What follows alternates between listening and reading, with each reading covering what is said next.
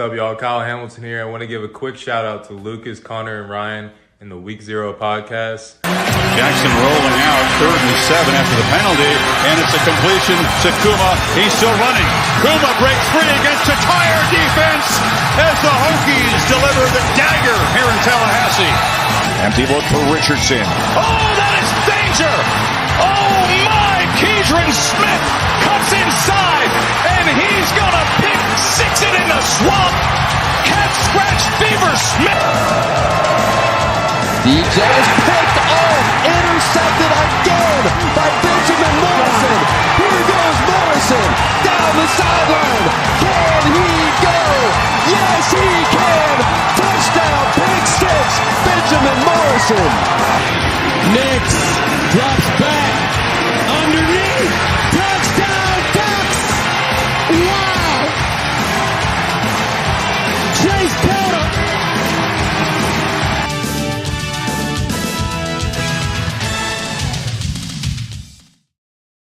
Welcome back, everyone, to another episode of The Gold Standard. I am your host, Ryan Fravel, with my co-host, Sean, at ND Forever on Twitter. And we have a very special guest with us tonight. I'm going to introduce him. 4-star running back commit in the 2025 class, Daniel Anderson, out of Bryant, Arkansas. How you doing, Daniel? Oh, I think you're muted, my guy. Hello? There you go. We can hear you. All right, I'm doing pretty good. How about you? Doing pretty well, man. Doing pretty well. Anyways, it's great pleasure to have you on. Great to have you give us some of your time to come on here and let us interview you. What was when you were through your recruiting process, what told you that Notre Dame was the team for you? Man, it was really just a gradual build up to it. Ever since that first camp, I really enjoyed the atmosphere they brought. And ever since then, I've been talking with my family and the Notre Dame staff, and just ever since then, it was like, man, this is just the school for me. There's nothing better, and I really think I made the right decision. Sean, you got a question? I'm Sean, by the way. So what do you think is the big difference between, Arkansas and Notre Dame? What is there anything that's besides weather, like something that's gradually different that you're like, this is insane. I didn't even know like what a place could be like this. All right, so I grew up in Fayetteville, so I've always been like, Arkansas was my favorite team growing up because, that's where I live. And then I didn't really know much about Notre Dame until very recently. And when I went up there on my trips, I learned a lot. And Coach Freeman really opened my eyes about how like small and tight-knit their family is at Notre Dame. And that's one thing that made me really like them.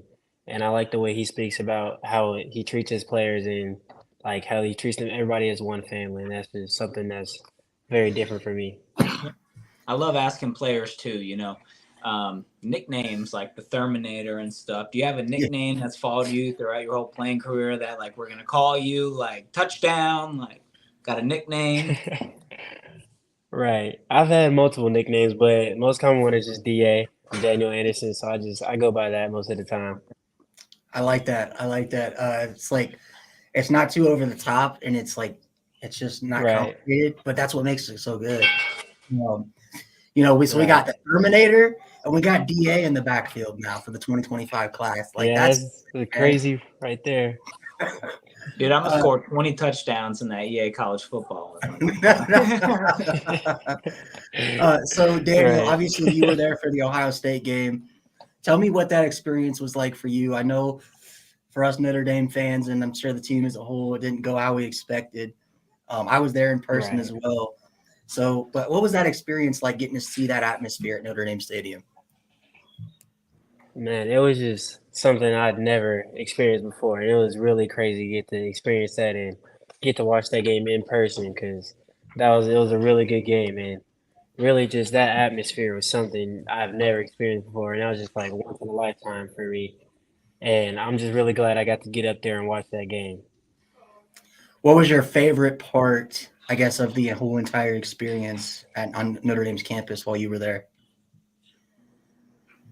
I think just getting to know the recruits more, getting to know everybody, and because I met a lot of dudes that I didn't meet at the Grill and Chill, and so I was just talking to them, and I felt very welcomed after I had committed, and so I just that's what I really liked is about all the recruits getting to know more people that I could be playing with. What's your um, with the Terminator, Deuce Knight, all these commits in the 2025 class?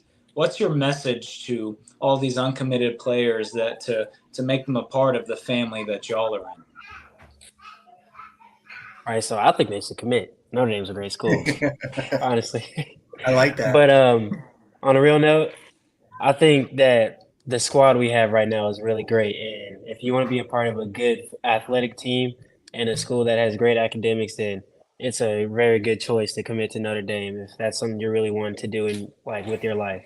So yeah, I'd say they Oh, should commit and really think about it. I mean, I agree, and I like it. Do you too? I wanted to see because you're talking about the Ohio State game being there. Were you able to watch the Duke game on TV? And what was your feelings of a roller coaster if you were able to watch that? Like, what were your thoughts on the game and the win? It was it was definitely a roller coaster getting to watch that Duke game, and I got to watch it, and it was man the plays that both teams made. Honestly, Duke they played as a pretty good team, Yeah. but the better team came out on top. It was a really good game. It had me on my toes the whole game. It was very good.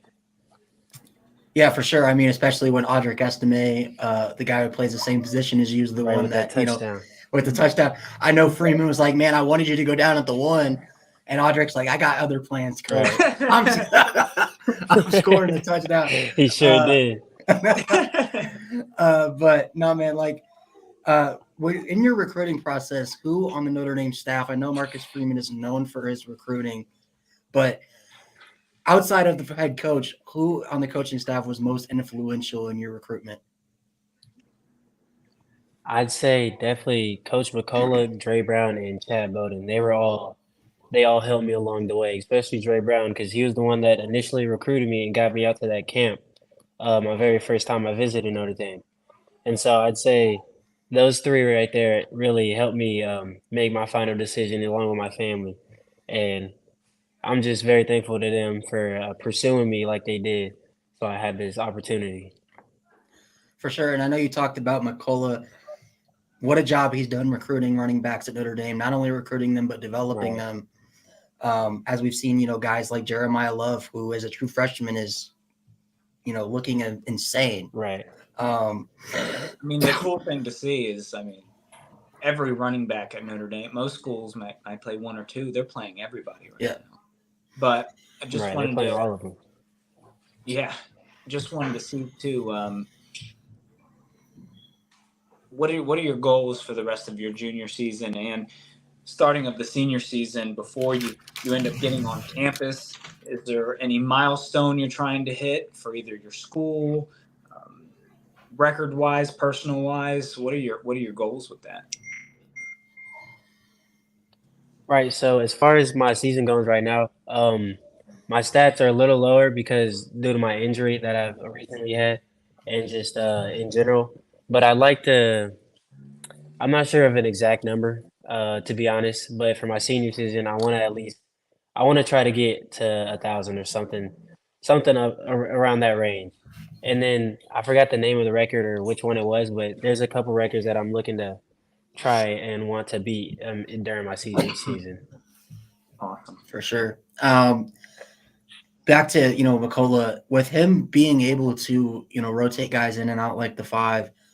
I know that with the transfer portal and everything being like that big in college football right now, as a running back recruit, what does seeing a coach being able to find snaps for five different guys in a room, what does that mean to you in your recruiting process? That's something that every running back wants to hear. Every running back would love to have that because usually with running backs, there's not a lot, and it's only mainly one getting the spotlight. But the way he has his program set and the way he develops his running backs, every running back will have an opportunity and chance to play, and they will all have a set like job that they have to do. And I love that about the way he coaches his running backs and the way he does that. So that's something I'm very looking forward to going into this college. I might be wrong, but I think that by the time you're on campus, Notre Dame and Arkansas are going to play against each other. I believe so. That's in the next I couple of I years. think so. That's definitely Right. Yeah, I think gonna so. be awesome to see. Yeah, I'm sure Yeah. you'll have the family in full force out there. Yeah. I don't know how That'll be they'll something feel to think about about. how they'll feel about their son playing against the hometown team. But um, Right. anyway, what? So as we like to ask players this because obviously you're still a junior, and you're in your junior season. You got a whole nother senior season ahead of you. So if there was one thing that you feel like is your strong suit that Notre Dame fans should know you're bringing to the Notre Dame football team, and then what's one thing that you feel like you'd like to work on and improve on in your game throughout your senior and the rest of your junior season? I'd say my strong suit would definitely be my speed and explosiveness because coming out the backfield, I think watching myself on film, it's puts me apart from a lot of other running backs in my class. Just being able to break away and coming out the backfield as fast as I do. And something I think I should work on is my hands catching the ball because although I don't go into routes much, when I do, I like to be able to make those plays. And so I've definitely improved on my catching, but I like to be a little better than what I think I am right now. I'd love to ask recruits just so like the fans watching, I like getting that personal feel, kind of like having everybody see like their favorite players and future players as a person. So I just wanted to see what you could tell like Irish Nation, your plans, your what degree you want to pursue, what the 4 for 40 message that you got, what are your goals for that? If you do have any now, understandably, if not, but what are you personally wanting to pursue at Notre Dame? Right. So I put in a little thought into my major, but not too much because I still got some time to decide. Yeah. But I'd like to major in something like around business or like engineering or architectural structure and something around that area. But as far as like exact details, I'm still deciding on that. I mean, of course, you have a lot of time. For Right. sure. Um, so obviously, I don't know how much you watched Notre Dame in the past, but um, if there's one player at Notre Dame or a player in college football, NFL, what is a player that you feel like you model your game the most after? Model my game after most. Man, I'm not really sure about that one. I definitely say that he's not in the college or NFL, but it'd be my brother. I take a lot of Okay. my skills from what my brother does and how he does, especially growing up with him and training with him. I model him a lot. But for someone in the NFL, I'd say maybe someone like Derrick Henry, like that. I like that. I like that. King DA. I King like that. DA. Yeah. Yeah. I'm guessing your That's a brother's crazy name. I your like that. brother's older. Your brother's older. I'm guessing. Yes, sir, he is. So I'm He guessing is. it was. I mean, great to have that model to not only for the sport but in life, just to have him there for you and kind of Right. show you the ropes and help develop that. I love that comparison. Yes, of course. Um, do you have any more visits coming up soon? USC game, any other games the rest of the season? You planning on making a trip, or are you going to wait until more of the off season time? So we don't have any set plans, but we're looking to come to the USC game because that's Yeah. gonna be a crazy game. But we're not 100% sure on that. But we're definitely looking to come to another game. Awesome. Yeah, me and Sean will both be at the USC game. So if you're around, Daniel, if you have time, I know it's busy as a recruit. Got to get a picture, man, for sure. Mhm. Um, Of but course. going ahead, I know, like you said, you just kind of got used to following Notre Dame and kind of learned about that and what's that about. But what do you think? Like, what do you like about Freeman and what he's doing at Notre Dame? And what do you think the ceiling is for Coach Freeman?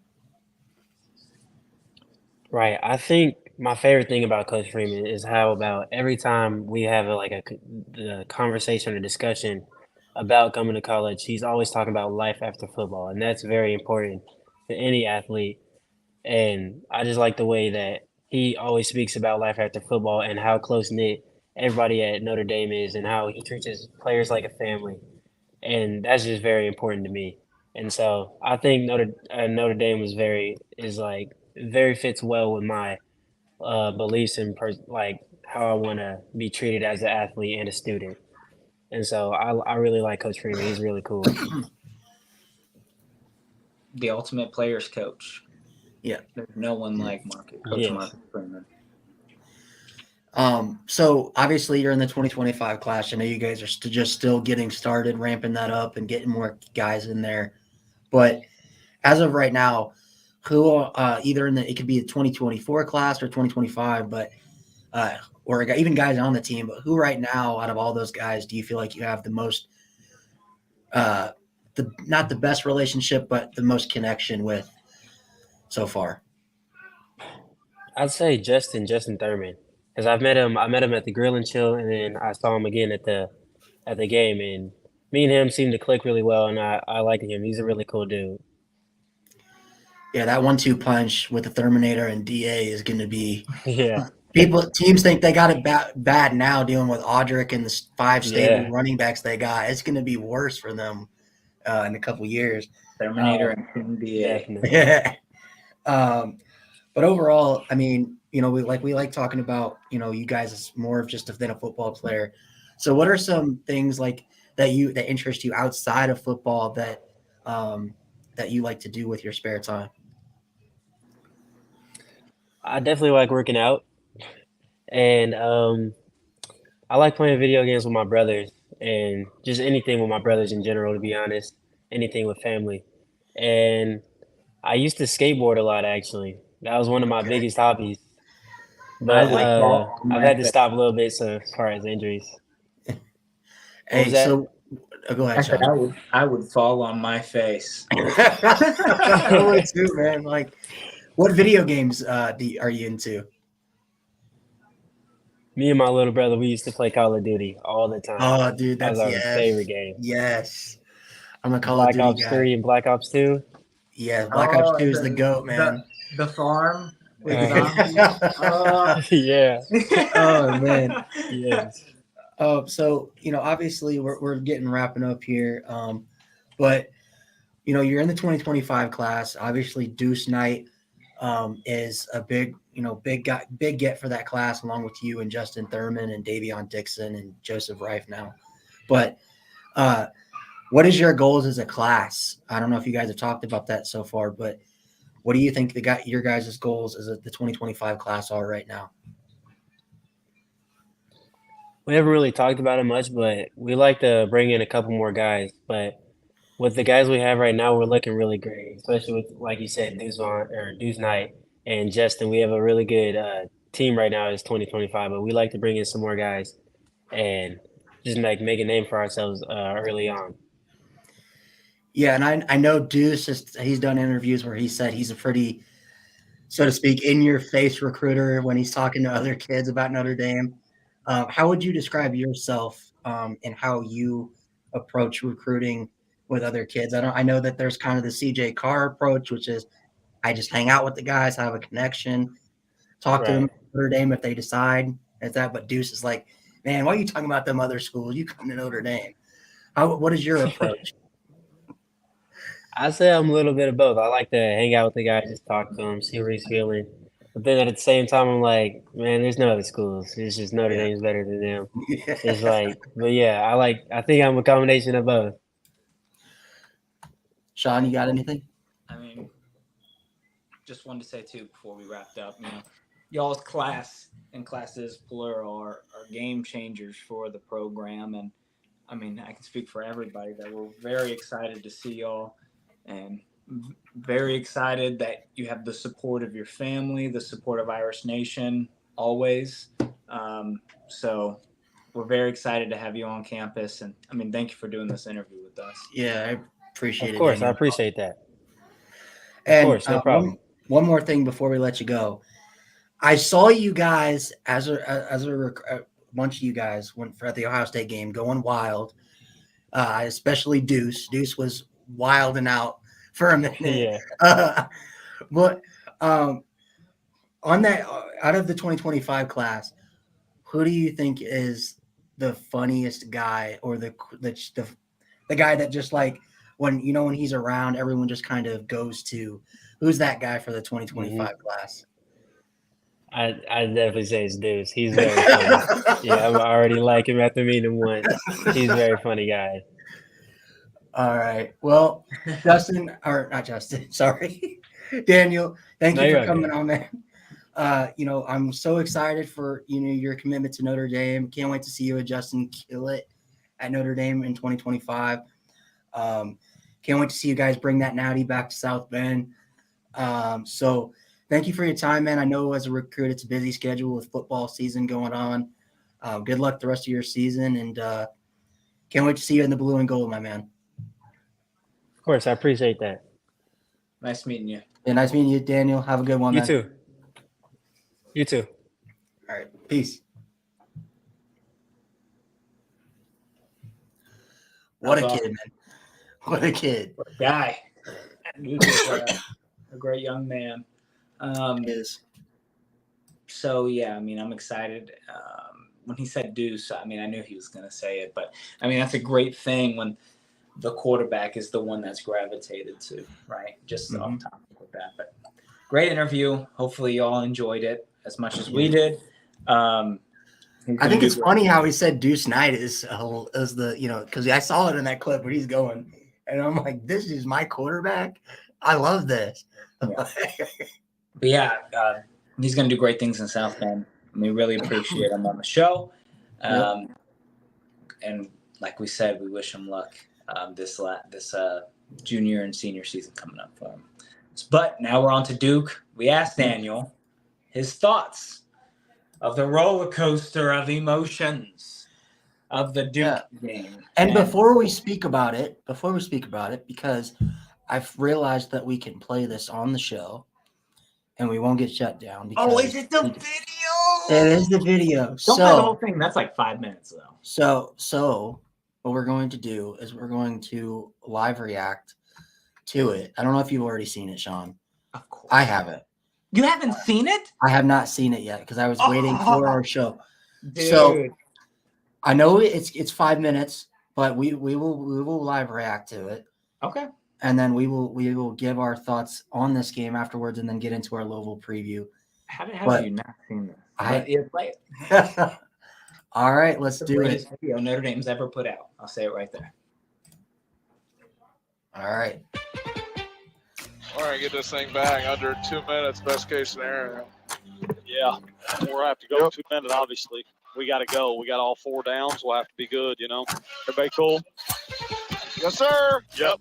Let's go, man. Let's go win the damn game. Yeah, amen. Duke's offense coming back on the field. They have 4th down and 6 on the Notre Dame 33-yard line. Oh, he's gonna boot. Riley Leonard with the push button Puts it inside the 5. And now here comes Notre Dame's offense with a chance to play hero collectively. 2:35 left in the game, and they trail Duke 14-13. All right, let's see what we're made of, gentlemen. This is it right here. They are 0 for their last 10 on 3rd down. You're trying to make a comeback here, and the best receivers on the night have been the tight ends. Hartman, and who else? He finds Mitchell Evans' tight end, and they keep the game alive. Minute 48. We just need a field goal. Yep. Hartman down the middle again. He's got Rico Flores. Flores still on his feet. He's down to the Duke 41. How about the true freshman stepping up tonight, Flores? Come on. Let's talk about if we were to need a 2-point play here. They're going to zone off. Yes. What is our best zone throw? That would be Rico stuck. Yes. What's our line, Marty? 37. Make it realistic. Okay. And it is 2nd down 16 from the 47-yard line of the Blue Devils. Hartman has been under heat from this Duke defense. 3rd and 16. All right, dudes, let's go. We got to hit one, man.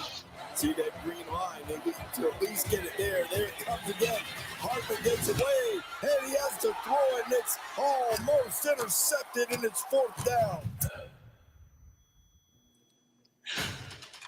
Game hanging in the balance. 4th and 16.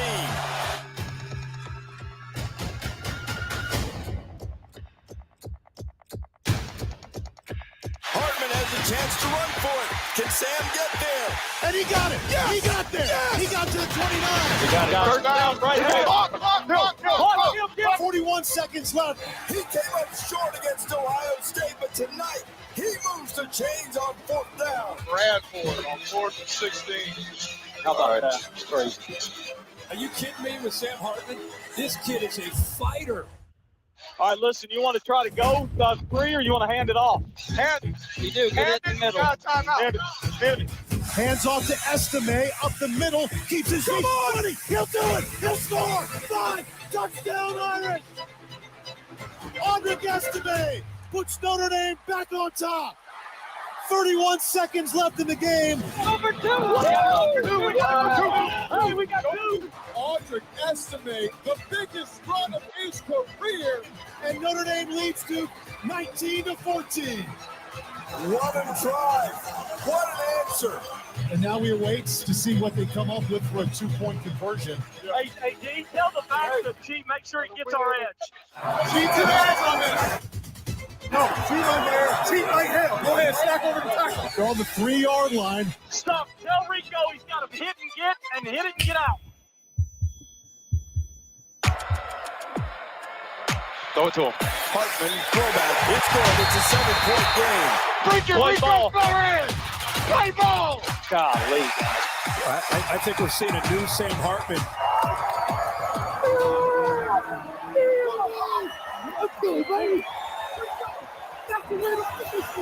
They scored the touchdown. Their backs against the wall. Maybe their season on the line. Notre Dame up by 7, but not done yet. We plus 1. Right now, it's about Notre Dame's defense stepping up here and trying to secure a victory. 4-man rush. Steps up. Hit. Ball comes out. Ball on the 25-yard line. Notre Dame's got it. We got it!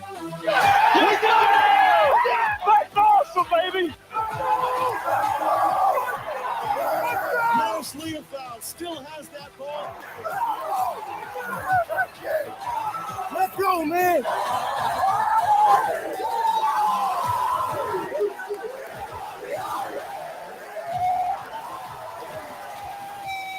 This is the feeling that I want for you all. This is why we coach, man. So you guys can come in here and celebrate. You guys do it. You guys did it, man. Let's go!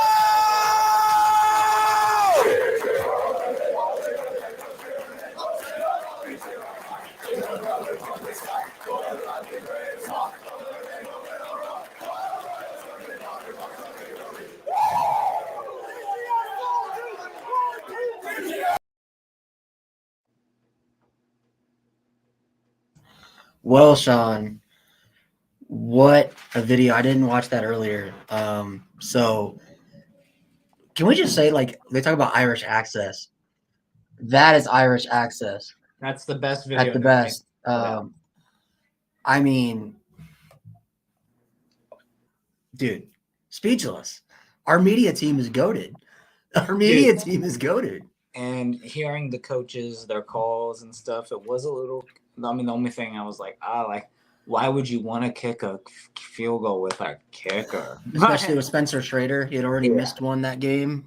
But, I mean, the sound was awesome. Seeing the touchdown. I mean, that was a great game. Yeah. So let's dive into it. Let's do it. So, obviously, Sean, I'll let you go first. What were your thoughts of this game? I mean, I know that the first half seemed like we were going to run away with things. We should have honestly had more than 13 points, but overall, what was your thoughts on the game?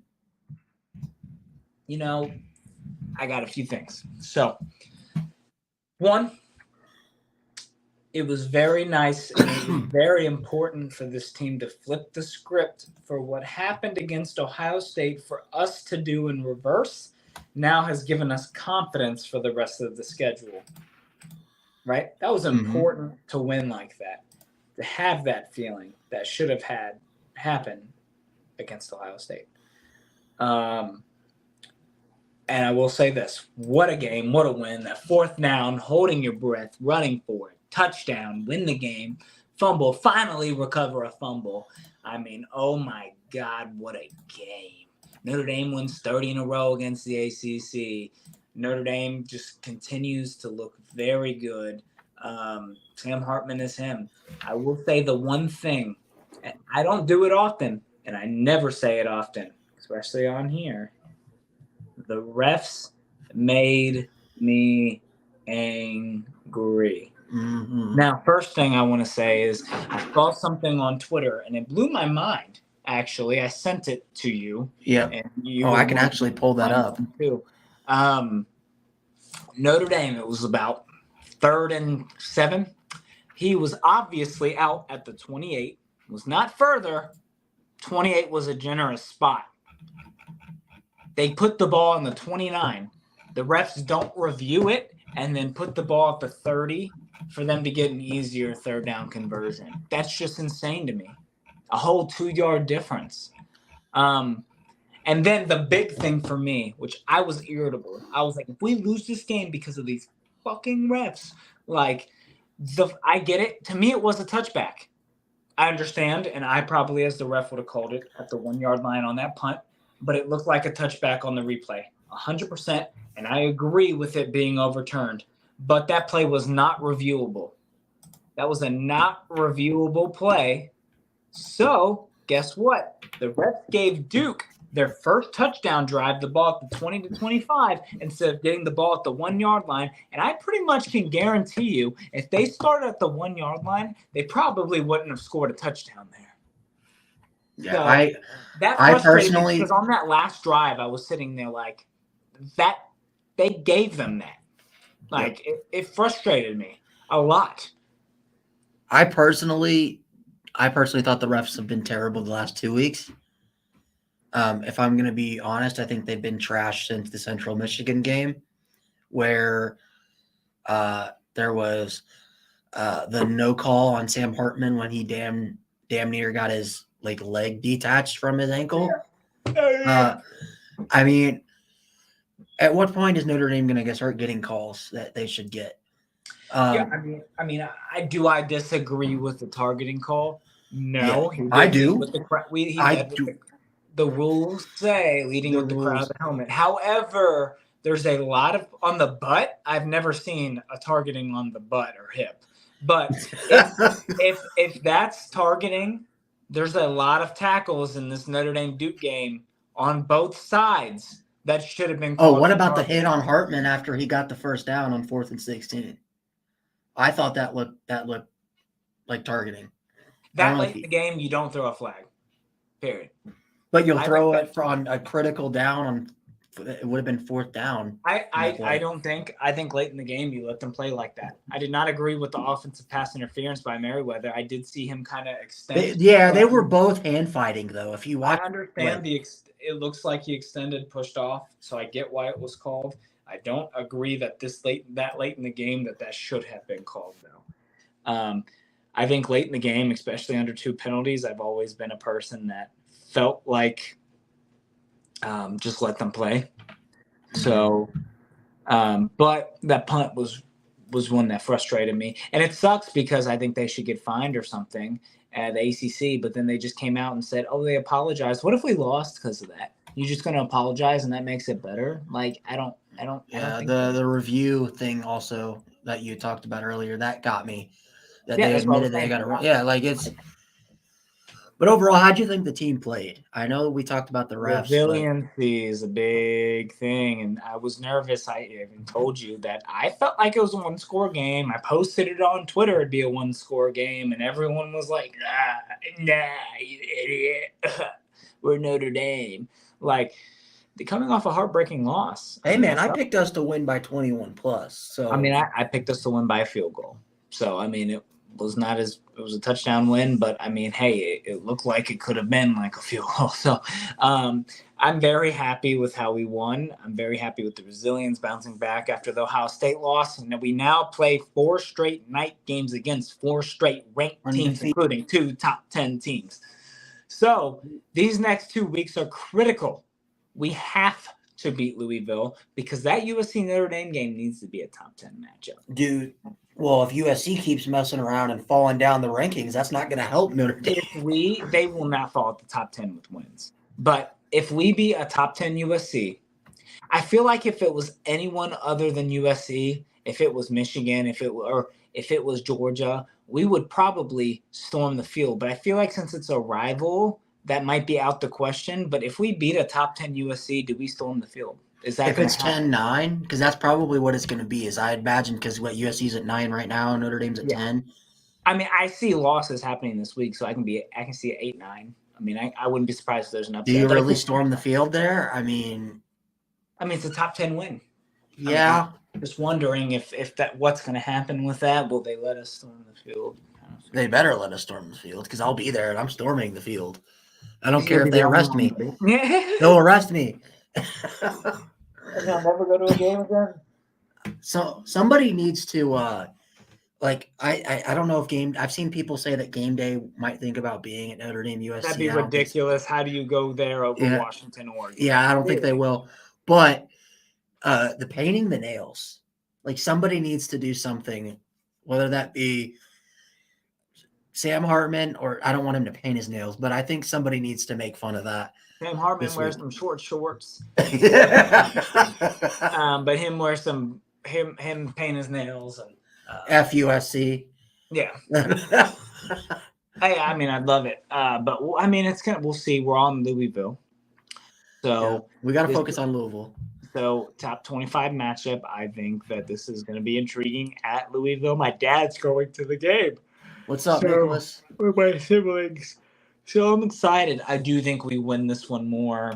After coming off of a win like that, I think we can win this one by 2-3 scores. Wouldn't be surprised if it was close. Louisville's a good team. They're better than NC State, and we struggled a little early with NC State. They're not that much better than NC State. So I mean, they're a top 25 team. Yes. So I'll say this about Louisville. We'll get into it in a minute. But one last thing on the Duke game. Howard Cross stepped up. Best guy on the defensive line that is not Javonte Jean-Baptiste. Riley Mills looked good in the game too. He did. I think he looked very impressive, especially when it came to the read option, flipping outside and being able to not get fooled by the quarterback. I think Riley Mills played an excellent game. A lot of people shit on him. Obviously, Howard Cross was fucking amazing. But Riley Mills did his thing too. Yeah, also, and the final thing on Duke, prayers up to Riley Leonard. I hope that, I hope he recovers. Duke's on a bye week this week. Then they got to go play NC State on the road, and then they get Florida State on the road. So that's a brutal stretch for Duke.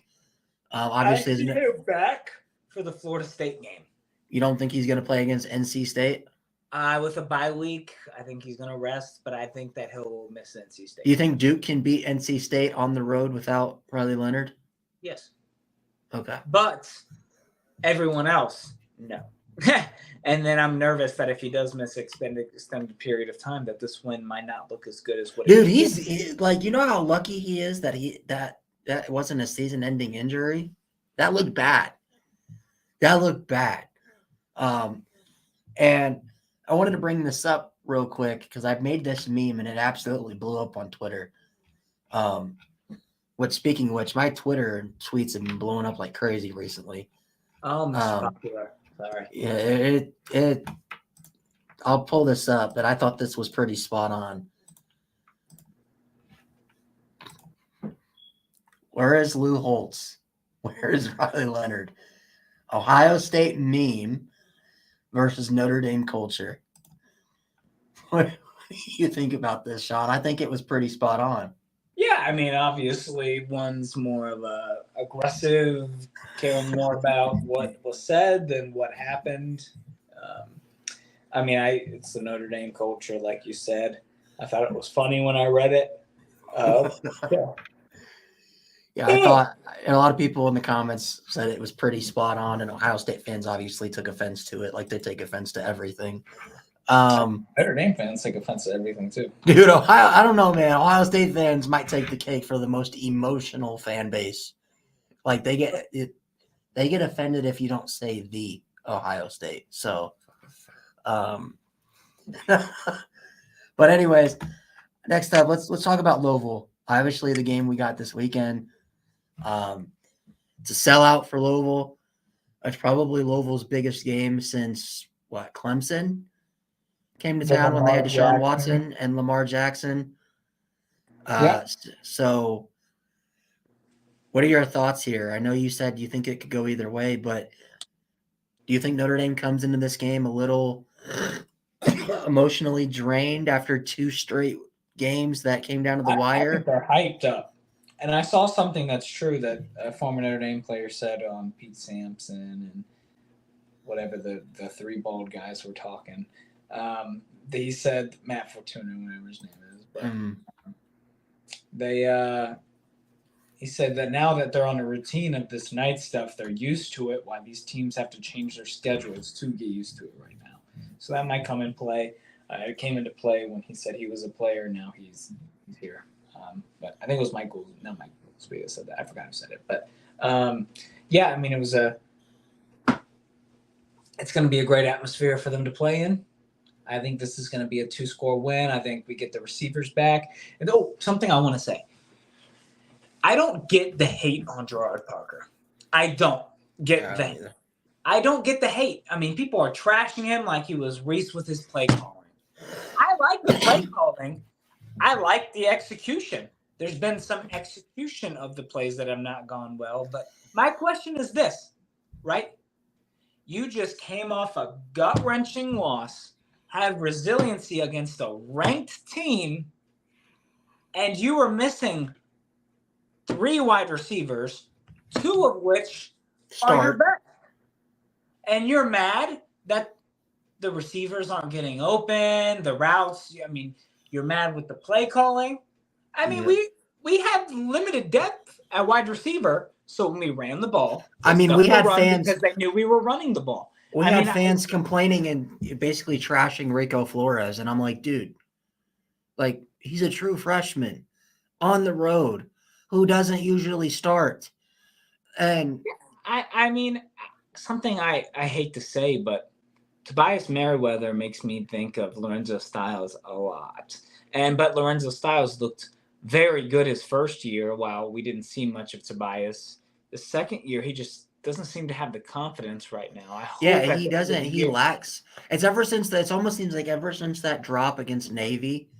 Remember his first chance he got? I'm just hoping he can bounce back the second half of the year for next year. Like, I think he's super talented and a great person, a great player. So I really hope he can. I just haven't seen the separation. I mean, he's we not. saw him that one deep touchdown to. Yeah, I mean, he's just like. What do you think is the issue with Tobias? Because you think it is a confidence issue? Confidence. You got a lot of young freshmen stepping up above you right now. So, I mean, but we'll see. But like I said, I mean, Gerard Parker has done a very damn good job. He's exceeded my expectations. I was not fond of the hire, and now I love the hire. The offense is a lot better than it was under Tommy Rees. And like people are complaining about calling, or if you're mad about the hire right now, you need to shut the fuck up. Could you imagine this offense under Tommy Rees? Yeah, like we probably have 2-3 losses. I mean, yes, they struggled against Duke and they struggled against Ohio State, but they just played 2 ranked teams in a row. Like, and I also gave the guys over at week 0 because like there are people that are not Notre Dame fans, and it comes with the territory of being a Notre Dame fan. The whole, we think Notre Dame's going to lose to Duke. Same people that picked Duke to beat Notre Dame, then trash Notre Dame for winning and struggling with Duke, who is quote unquote a basketball school. I mean, Duke was undefeated. They beat Clemson, and they were the number 17 ranked team in the country at their house at night at probably their biggest football event in the last decade or two. I mean, like you got an NFL caliber quarterback. I mean, hey, listen, like, yes, it's Duke, but guess what? Georgia struggled with unranked Auburn, and they're still number 1. I mean, hey, Duke would probably beat Auburn. Oh, Duke would smash Auburn. So it's funny that you say that, and people aren't like, oh, Colorado's overrated or this is overrated. Like, come on. It's because it's Notre Dame. Let's be real, Sean. It's because it's Notre Dame, so the narrative They don't play anybody, but they play 4 straight ranked teams. But you know what they'll say? Well, Louisville is going to be unranked. Oh yeah, Louisville is 5-0 and they're 25. But I don't blink an eye that Georgia's playing Mississippi State next week because I think Mississippi State would beat Louisville. But when it comes to these bowl games, when the 6-6 Mississippi State plays the 7-5 Louisville, what happens every fucking year? The SEC loses those bowl games. Like and these teams win. Like I mean I get yes the SEC is elite. This year they are not. This year it is wide open. It's going to be interesting how it pans out. Dude, we need to get over this narrative that Duke is this trash team that we're used to making fun of because they're a basketball school. Yeah. You can say that any other year, but this year, no. I mean, honestly, I think with a healthy Riley Leonard, Duke has a very legit shot to win the ACC. Winning the ACC. Yes. And I think that if Riley Leonard is healthy, and if they beat NC State after this bye week, I could see them losing to Florida State, but then who would jump them? Yeah, and there's no divisions in the ACC anymore. So, and they would have the tiebreaker over Clemson. North Carolina is the only one that I'm. Oh yeah. But Duke plays North Carolina. Don't forget Miami too. They play Texas A&M, but Texas A&M isn't looking the shabby. Duke plays. By the way, Duke's schedule, they play at Florida State, and then they play at North Carolina. I mean, but they also played Notre Dame and they played Clemson at home. So yeah, you have to put that up. I mean, that schedule's brutal for Duke. I mean, let's be honest. That schedule was not very favorable. I saw something that said, "Oh, Notre Dame plays the bottom feeders of the ACC. Like we don't rotate between the 6 and 7 teams every other year. Like we don't play Florida State next year. We don't play Clemson this year. We don't play North Carolina next year. That's me saying we play Florida State next year, and that's basically the only good team in the ACC we're going to face next year. North Carolina, it's just we alternate between these teams every other year. So it's not like we're just choosing to play. I'm choosing to play Boston College every year. Like we're playing these teams. But I mean, overall, if we look at this Louisville game, I think Louisville is a team that's benefited from a very soft schedule. The best team they've played is NC State so far. And they did not look – if you watch that game, NC State had multiple chances to win that game, but Brendan Armstrong is benched for a reason. I will say something that I'm adamant on when it comes to football. Yeah. I guess I understand it in the sense if it's like, Notre Dame beat a number 10 Texas, but then Texas finishes the year 7-5. I kind of understand it on that aspect, but if Notre Dame beats a 25 Louisville, I'm adamant that when you not how they are at the end of the year, but how you are when you beat them. That's how I am when it comes to rankings, because I think a team is different before that happens. Like a few years ago when Alabama played like a top 3 Florida State the year after Jameis Winston. And then Florida State sucked. But Florida State had a lot of injuries, like probably 5 to 6 players got really injured. What happens if Notre Dame they have that one over Duke, but Duke, say they lose to NC State without Riley Leonard. You got to think after a loss, maybe teams go differently and they start a losing streak. It comes to mentality. It comes to injuries. Like Riley Leonard could be hurt. That shouldn't – if Riley Leonard's hurt for 3 games and they lose 3 games, that shouldn't change the fact that Notre Dame beat the 17th-ranked Duke team. When they had Riley Leonard. I'm adamant that if you beat a team when they're ranked where they were ranked is how that should count instead of how they are at the end of the year. Like, what if I beat an unranked NC State, but they finished the year 15? This is a different NC State team than the one that we play unranked. So now, with Louisville, when I went through their record prediction in the offseason, I had them going 10-2 because their schedule, if you look at it, they're very weak. They don't play Clemson. They don't play North Carolina. They don't play Florida State. They don't play Miami. No. Really? Yep. They don't play any of those teams? Nope. I'll pull up their schedule right now. Yeah, pull it up. It is insane.